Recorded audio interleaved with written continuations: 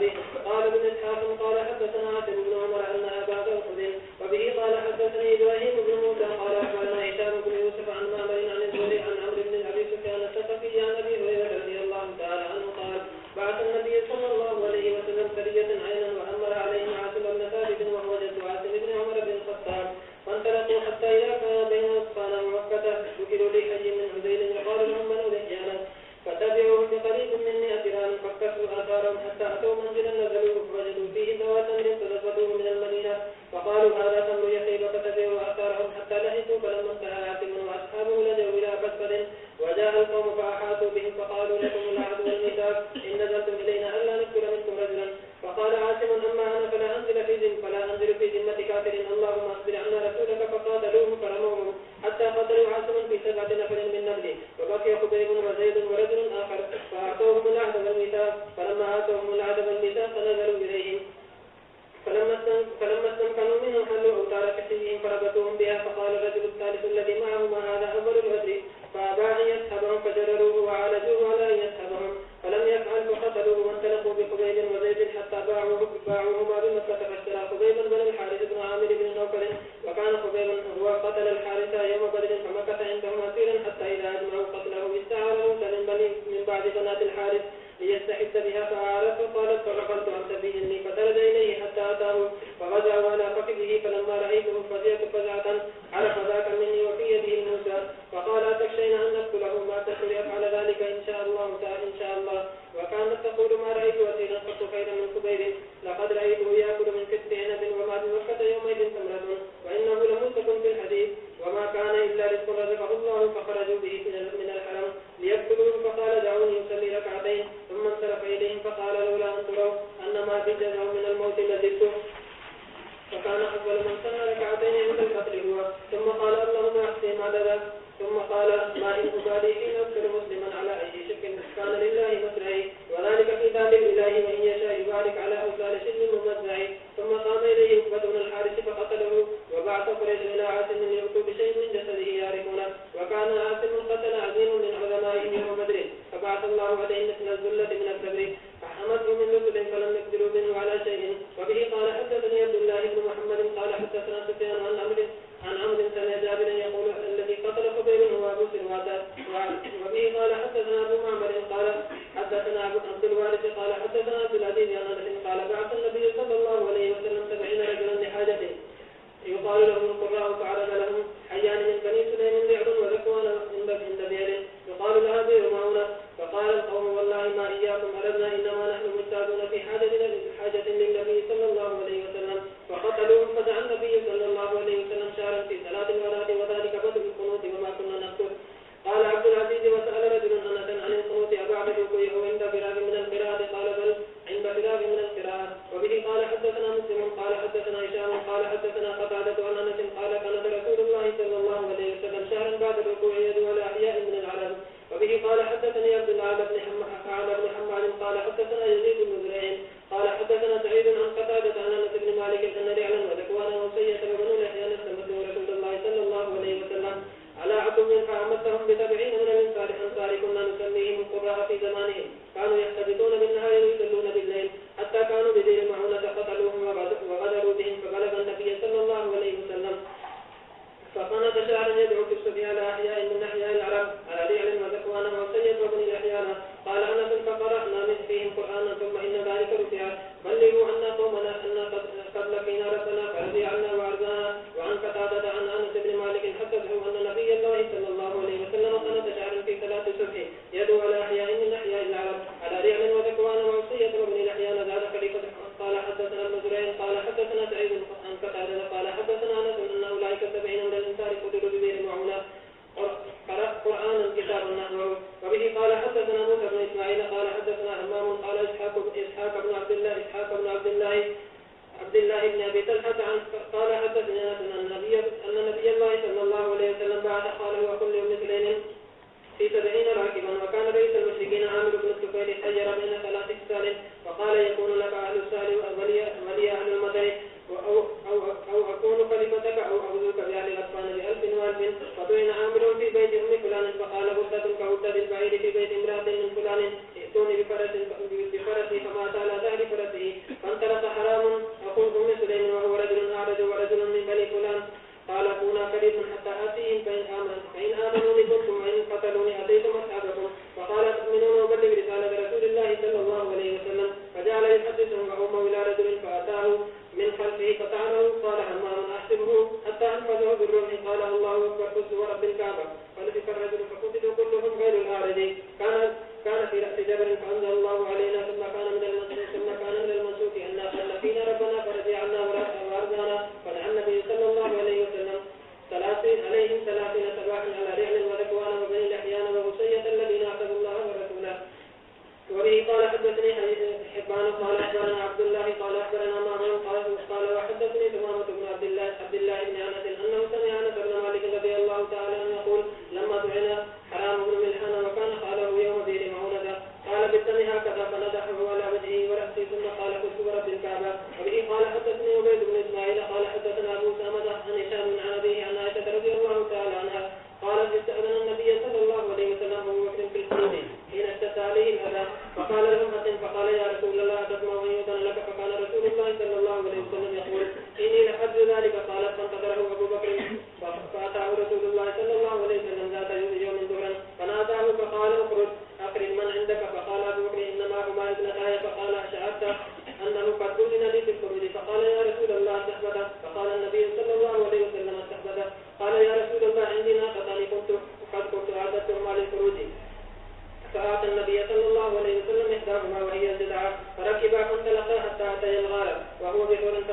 فتواريا فيه فكان عامر بن فعيلة غلاما لعبد الله بن طفيل بن سحبرة أخو عائشة لأمها وكانت لأبي بكر منحة فكان يروح بها ويغدو عليهم ويصبح فيستلج إليهما ثم يسر فلا يفتن به أحد من الرعاع فلما خرج معهما يوقبانه حتى قدم المدينة فقتل عامر بن فعيلة يوم بئر معونة. وعن أبي أسامة قال هشام بن عروة فأخبرني أبي قال لما قتل الذين في بئر معونة وأسر عمرو بن أمية التمري قال له عامر بن طفيل من هذا وأشار إلى قتيل فقال له عمرو بن أمية هذا عامر بن فعيلة فقال لقد رأيته بعدما قتل رفع إلى السماء حتى إني لأنظر إلى السماء بينه وبين الأرض ثم رجع فأتى النبي صلى الله عليه وسلم خبرهم فنهاهم فقال إن أصحابكم قد أصيبوا وإنهم قد سألوا ربهم فقالوا ربنا أخبر عنا إخواننا لما رضينا عنك ورضيت عنا فأخبرهم عنهم وأصيب يومئذ فيهم عروة بن أسماء بن الصلت فسمي عروة به ومنذر بن عمرو وسمي به منذرا. وبه قال حدثني محمد بن محمد قال أخبرنا عبد الله قال أخبرنا سليمان التيمي عن أبي مجلد عن أنس قال قنت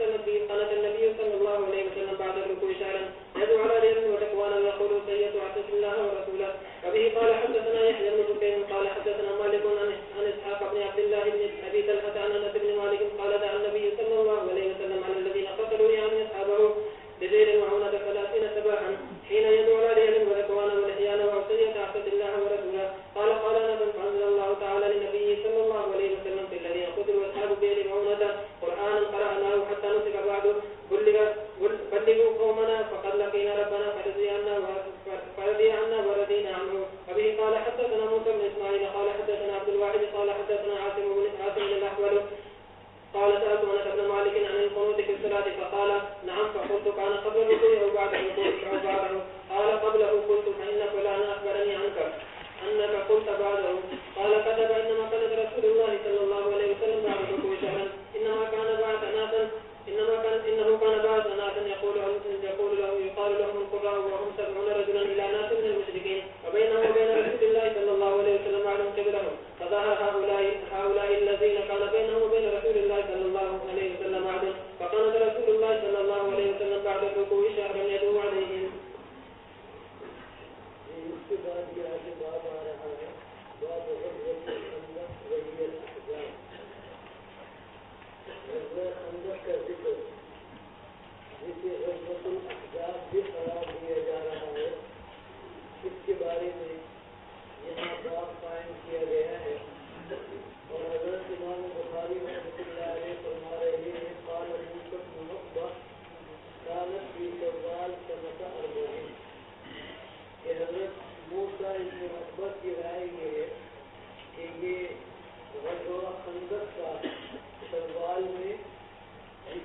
چوتھے سال پیش آیا ہے۔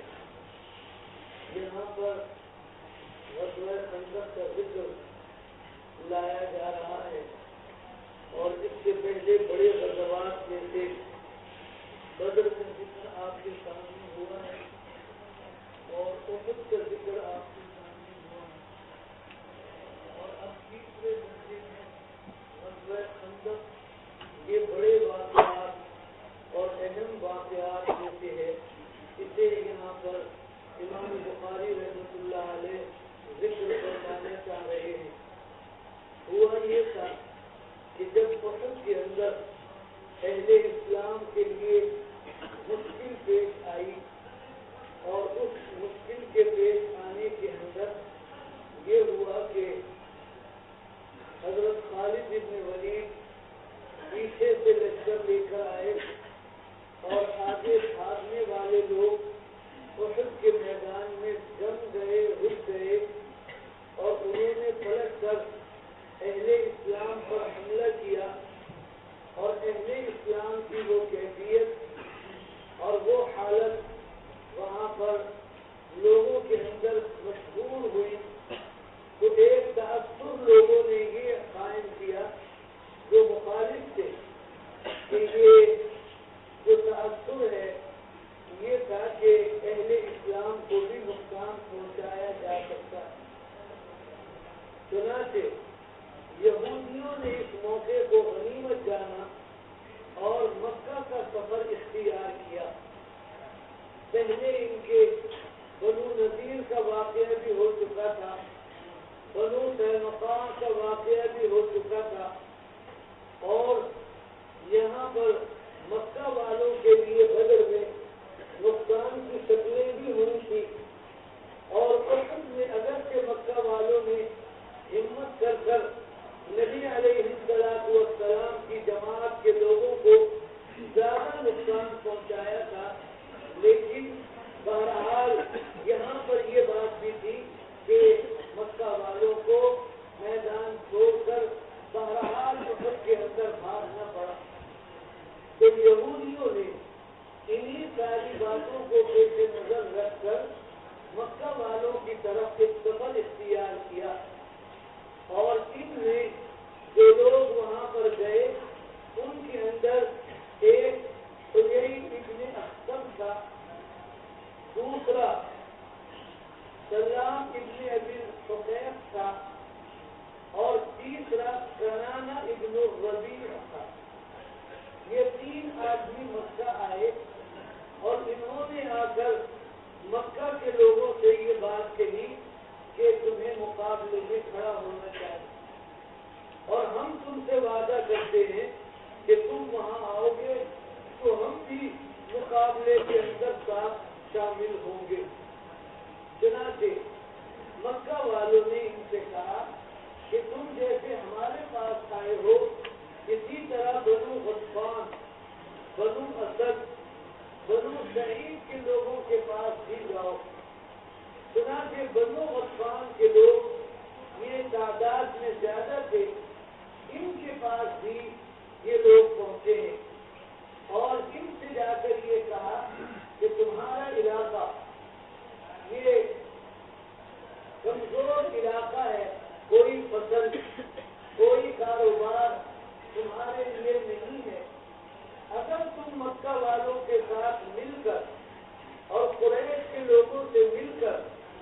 مدینے پر حملہ کرو گے تو ہم خیبر کی آدھی کھجوریں ہر سال تمہیں دیا کریں گے۔ تو بنو غطفان نے اس بات کو اپنے لیے بڑا سمجھا کہ یہ تو بہت بڑے نفع والی بات ہے۔ تو بنو غطفان کے لوگ، قریش کے لوگ اور دیگر حضرات یہ جمع ہوئے ہیں، اور انہوں نے ایک لشکر تیار کیا ہے جس کی تعداد 10,000 نقل کی گئی ہے، جس میں 4,000 تو فقط قریش کے لوگ ہیں، اور اس کے اندر 300 گھوڑے اور 1500 اونٹ اپنے ساتھ یہ لے کر آئے ہیں، اور اس کے علاوہ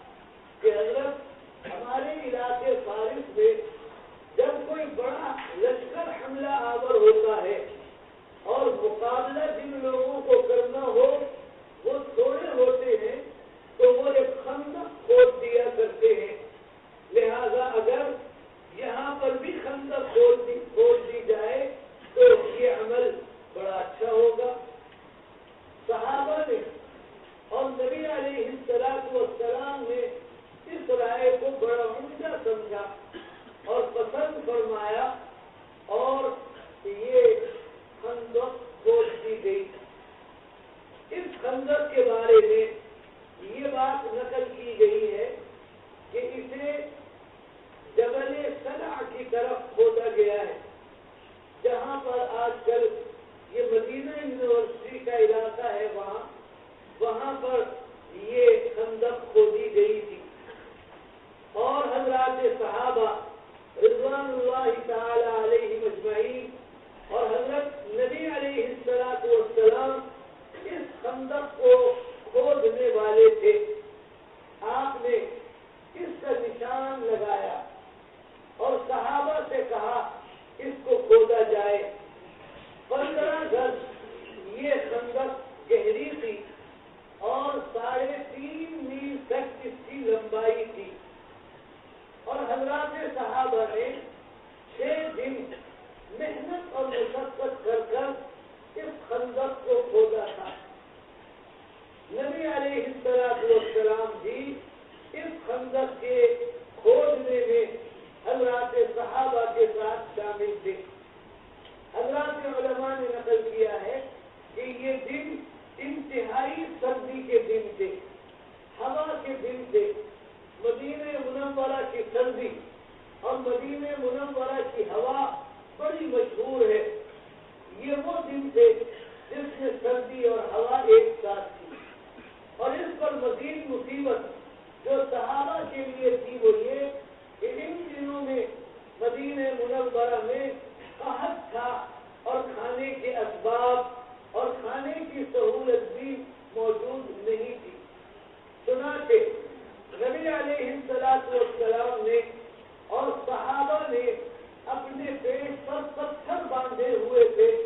بھوک کو روکنے کے لیے اہل عرب کا یہ طریقہ تھا کہ اگر ان کو کھانے کے لیے کوئی چیز میسر نہ ہو اور آئندہ بھی کچھ ملنے کی امید نہ ہو تو پتھر کو لے کر چادر کے ذریعے، کپڑے کے ذریعے اپنے پیٹ پر کس کر باندھ لیتے تھے، اور اس سے معدہ سکڑا رہتا تھا اور اس میں بھوک کا احساس نہیں ہوتا۔ چنانچہ بعض روایات میں یہ ذکر بھی ملتا ہے کہ نبی علیہ السلام کے پاس بعض صحابہ نے آ کر اپنے فاقے اور اپنی بھوک کا تذکرہ کیا، تو نبی علیہ السلام نے اپنے جسم اطہر سے کپڑا ہٹا کر دکھایا کہ تم نے اگر ایک پتھر اپنے پیٹ پر باندھا ہوا ہے تو میرے پیٹ پر 2 پتھر بندھے ہوئے۔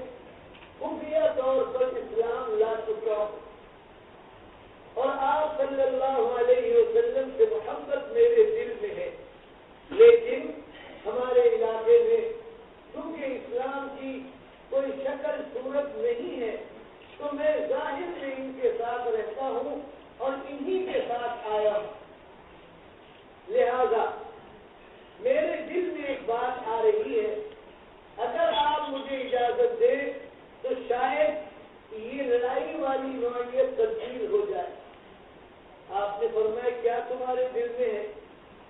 انہوں نے کہا کہ میں یہ چاہتا ہوں کہ میں یہودیوں کے پاس جاؤں اور یہودیوں سے میں ایک بات ہیلے کی کروں جو شاید غلط ہو، اور پھر میں دوبارہ قریش کے پاس جاؤں اور ان سے ایک ہیلے کی بات کہوں، وہ بھی شاید غلط ہو، لیکن اس کے نتیجے میں یہ لڑائی ختم ہو جائے گی اور کفار یہاں سے چلے جائیں گے، ایسا ہو جائے گا، اگر آپ اجازت دیں تو میں ایسا کروں۔ نبی علیہ الصلوۃ والسلام نے اجازت دے دی اور میں الحرب خدعہ، لڑائی تو دھوکے کا نام ہے،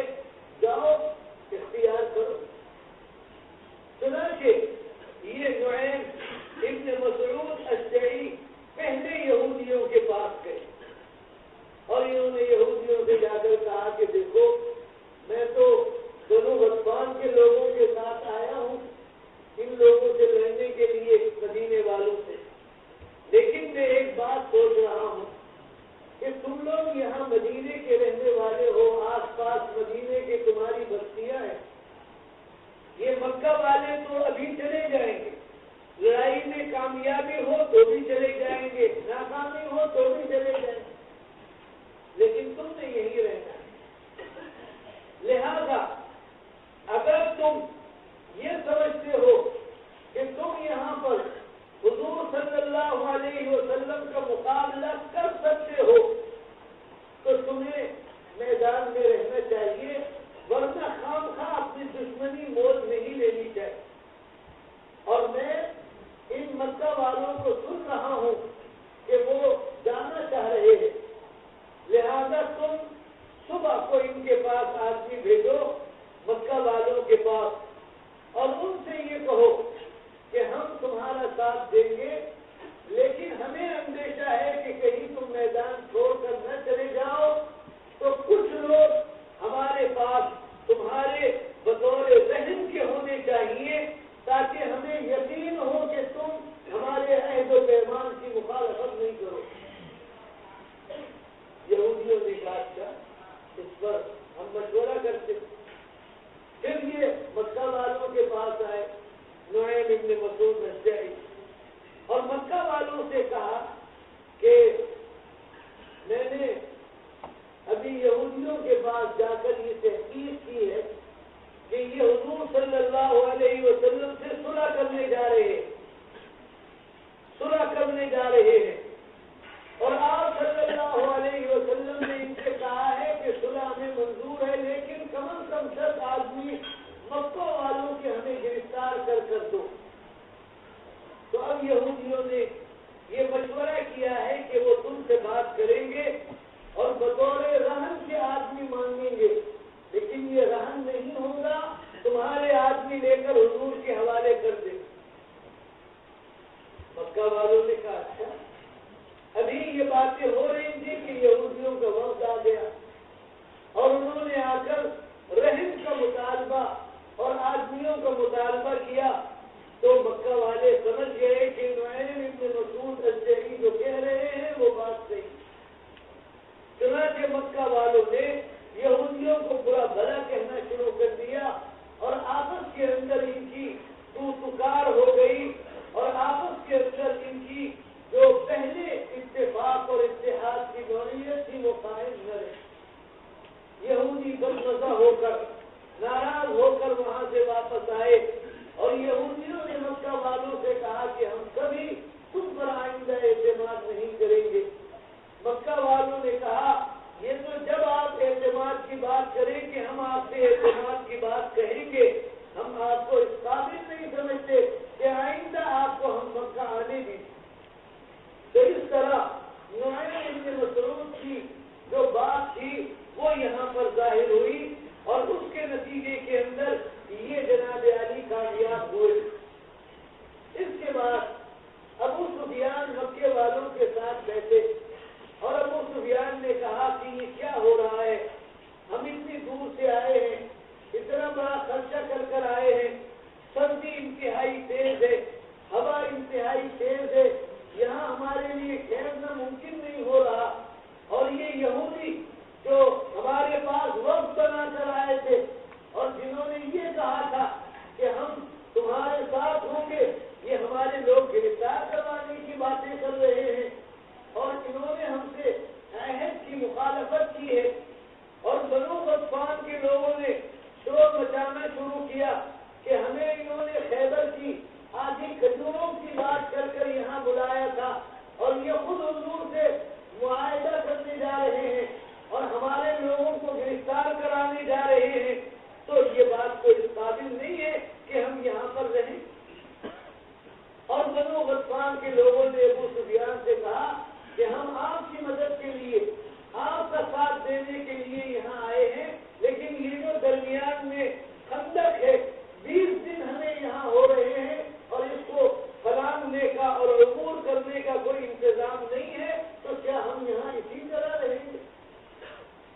خلاصہ یہ کہ آپس میں ان کی طرف کلامی ہوئی اور آپس کے اندر ان کی وہ باتیں ہوئی جو ان کے باہمی اتفاق کو اور اتحاد کو یکجہتی کو متاثر کرنے والی تھی. اور پھر اللہ رب العزت کی طرف سے یہ ہوا کہ اللہ رب العزت نے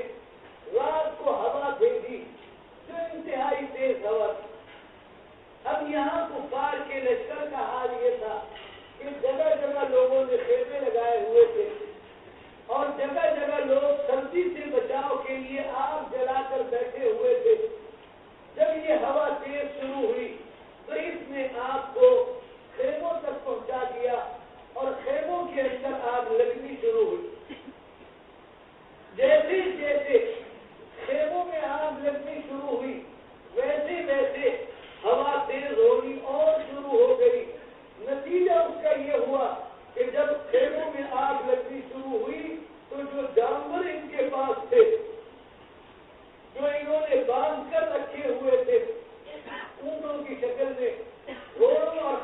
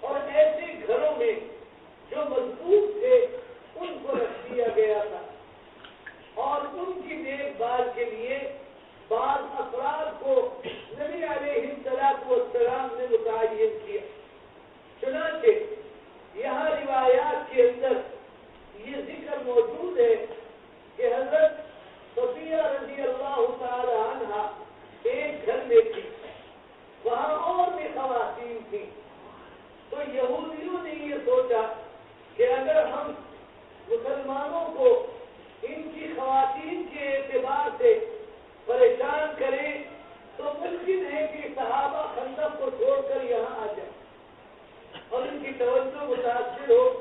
وہی احد والی بات کہ پیچھے سے کوئی وار کیا جائے جیسے احد میں ہوا اور صحابہ کو تکلیف دی جائے. تو یہاں بعض روایات میں ہے کہ حضرت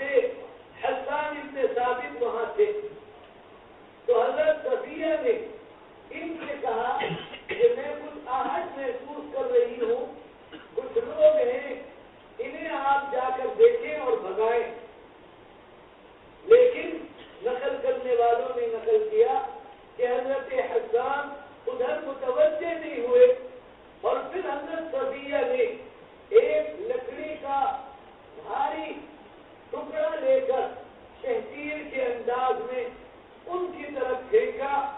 اور اس کے نتیجے میں یہ یہودی یہاں سے ڈر کر چلے گئے کہ مسلمان ہماری حرکت سے باخبر ہو گئے ہیں اور وہ یہاں موجود ہیں, ورنہ اتنی بڑی لکڑی اور یہ بھاری شہتیر یہ ظاہر ہے کہ بچے اور عورتیں دیکھنے والے نہیں. یہ واقعہ نقل کیا گیا ہے. اس میں بظاہر حضرت حسان ابن ثابت کی بزدلی اور کم ہمتی کا ذکر ہے. چنانچہ بعض حضرات نے اس کی صراحت بھی کی ہے کہ حضرت حسان نے وہاں بہادری کا ثبوت اور جرأت کا ثبوت پیش نہیں کیا اور میدان سے اور حفاظت سے اور مقابلے سے ایک طرف ہو گئے. لیکن علماء نے نقل کیا ہے کہ نہیں, یہ بات صحیح نہیں ہے. جو لوگ سند کے اندر متہم قرار دیے گئے ہیں انہوں نے اس طرح کی باتیں نقل کی ہیں. اگر یہ بات صحیح ہوتی تو حضرات صحابہ سے ضرور اس کا ذکر اور تذکرہ ہوتا اور حضرات صحابہ اسے بیان کرتے. چنانچہ ہماری اس کتاب میں حضرت امام بخاری رحمۃ اللہ علیہ نے بھی اس طرح کی کوئی بات یہاں پر نقل نہیں فرمائی. اس غزوہ خندق کے واقعات میں سے ایک اہم واقعہ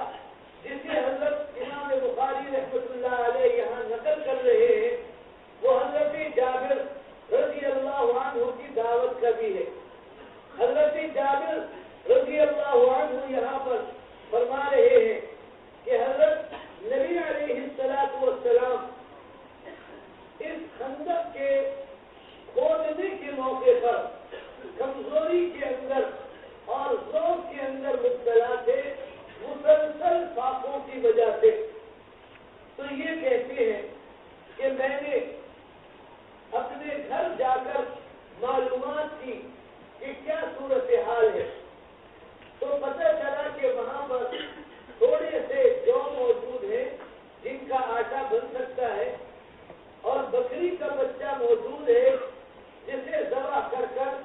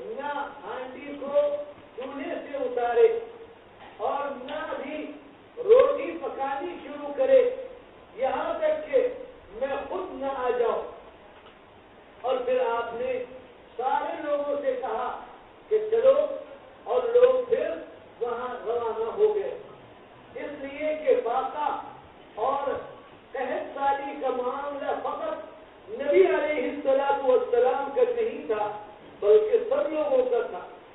تو آپ نے خوب فرمایا اور فقام المہاجرون، جتنے مہاجر لوگ تھے صحابہ وہ سارے کے سارے آپ کے ساتھ روانہ ہو گئے. یہ آگے آگے گئے. بیوی کو جا کر اطلاع کی تو وہ ناراضگی ہوئی، لیکن اس نے پوچھا کہ آپ صلی اللہ علیہ وسلم نے پوچھا تھا کہ کھانا کیا ہے؟ انہوں نے کہا جی. تو اس نے کہا ٹھیک ہے، پھر آپ خود اس کو بہتر سمجھتے ہیں. تو آپ صلی اللہ علیہ وسلم وہاں پہنچے، لوگوں سے کہا اندر داخل ہو جاؤ اور لا تباغضوا، آپس میں ایک دوسرے سے دھکا مت لگاؤ، آرام آرام سے بیٹھو، سب کو کھانا مطلب یہ ہے کہ ملے گا. اور پھر روٹی آپ نے توڑ کر دینی شروع کی، سالن نکالنا شروع کر دیا، اور یوں اس طرح اللہ نے اس کھانے کو پورا کیا. آگے دوسری روایت اسی طرح آ رہی ہے، اسے بھی جابر ابن عبداللہ رضی اللہ عنہ نقل کر رہے ہیں، اور اس کے اندر یہ ہے کہ جب میں نے گوشت کاٹ لیا اور بیوی نے میرے وہ جو ان کو پیس لیا تو میں حضور صلی اللہ علیہ وسلم کے پاس آیا. تو بیوی نے مجھے روانہ ہوتے ہوئے کہا لا تصحنی برسول اللہ صلی اللہ علیہ وسلم وبمن معه، مجھے حضور کے سامنے رسوا مت کرنا، یعنی زیادہ لوگ لے کر مت آنا، بلکہ جتنا کھانا ہے اتنا ہی لے کر آنا. عورتوں کو یہ خیال اکثر رہتا ہے کہ اگر گھر کی کوئی چیز کم ہوئی یا گھر کی کوئی چیز اچھی ثابت نہیں ہوئی تو اس کی نسبت عورتوں کی طرف کی جاتی ہے، لہذا عورتیں اس میں حساس ہوتی ہیں. یہ کہتے ہیں فجئتہ فساررتہ، میں حضور کے پاس آیا اور سرگوشی کے انداز میں میں نے آپ سے کہا بہت خفیہ طریقے سے، فقلت یا رسول اللہ ذبحنا بہیمۃ لنا، حضرت چھوٹا سا بکری کا بچہ ہم نے ذبح کیا ہے،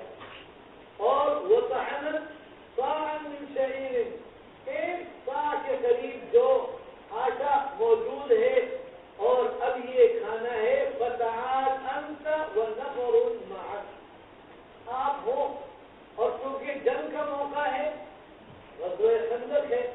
تو ایک دو محافظ، ایک دو ساتھی وہ بھی آپ کے ساتھ ہو جائیں، بس اور کوئی ساتھ نہ ہو. تو روایت میں حضرت جابر بن عبداللہ نقل کر رہے ہیں فصاح النبی صلی اللہ علیہ وسلم فقال یا اہل الخندق ان جابرا قد صنع سورا فحی اہلا بکم. فرمایا آپ نے زور سے اعلان کر دیا، فرمایا جابر نے اے خندق والو تمہارے لیے دعوت کا انتظام کیا، سور کا لفظ استعمال، دعوت کا انتظام کیا ہے، اور چلو سارے چلو. اب یہ حضرت جابر جو ہے یہ فرماتے ہیں کہ حضور صلی اللہ علیہ وسلم نے مجھ سے کہا ہانڈی اپنے چولہے سے نہ اتاری جائے، روٹی نہ پکائی جائے، یہاں تک کہ میں خود نہ آ جاؤں. تو یہ کہتے ہیں آگے آگے حضور صلی اللہ علیہ وسلم اپنے ساتھ بڑے قافلے، بڑی جماعت کو لے کر وہاں پر تشریف لائے، اور جب میں بیوی کے پاس آیا فقالت بکا و بکا، اس نے مجھے بڑا برا بھلا کہا اور کہا کہ تیرا ایسا ہو تیرا ویسا ہو، کیا تو نے کر لیا، اتنا کھانا ہے کہاں سے ہم کھانا کھلائیں گے.